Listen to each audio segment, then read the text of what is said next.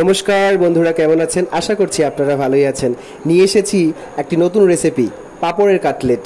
ভিডিওটা একটু লং হতে চলেছে, স্কিপ করবেন না, সম্পূর্ণটা দেখবেন।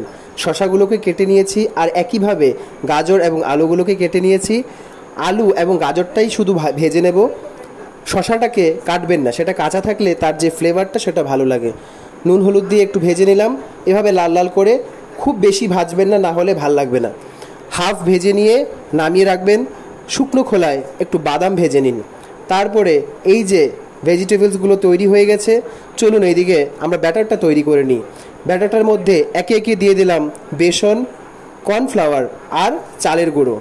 আর মশলায় রয়েছে পরিমাণ মতো হলুদ গুঁড়ো, ধনে গুঁড়ো, জিরে গুঁড়ো আর একটু গরম মশলা আর কাশ্মীরি লঙ্কার গুঁড়ো আর পরিমাণ মতো নুন, চিনি তো আছেই। আর যে জলের টেক্সচারটা আমি যেভাবে দেখিয়েছি সেভাবে কিন্তু করবেন, টেক্সচারটা ঠিকঠাক না হলে ভালো হবে না। তারপরে এর যে মূল উপকরণ পাঁপড়টাকে এভাবে ফোল্ড করে নিয়ে ঠান্ডা জলে ড্যাপ করে যেভাবে দেখিয়েছি সেভাবেই, কিন্তু খুব বেশি ড্যাপ করবেন না, হালকা ড্যাপ করে ভেজিটেবলসের পুরগুলো ভরে নিন। তারপরে যেভাবে রোল করেছি সেভাবে করে আমি এখানে ইউজ করেছি সুজি। আপনারা ব্রেড ক্রাম্বস বা বিস্কুটের গুঁড়ো ইউজ করতে পারেন।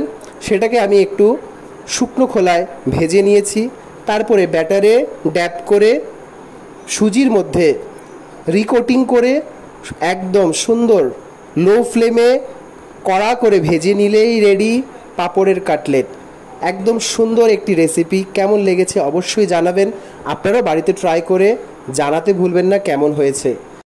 এবং রেসিপিটা যদি ভালো লাগে অবশ্যই একটা লাইক, কমেন্ট করে শেয়ার করে দেবেন। আর সবাই রাধে রাধে বলতে কিন্তু ভুলবেন না। হরে কৃষ্ণা।